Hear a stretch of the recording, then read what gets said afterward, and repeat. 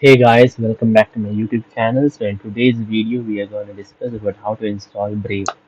So I'm going to open up my Chrome web browser to install Brave web browser. Yes. So search for Brave. The official website is brave.com. Click on download Brave. Save the executable file in any specified location. I'm going to save it on downloads.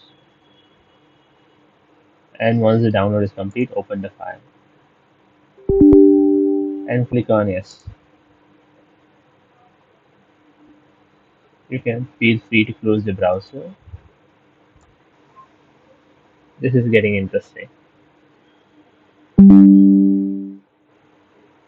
So if you want to set Brave as a default browser, you can click on yes, or else you can say no thanks. So that's it today, guys. Thanks for watching.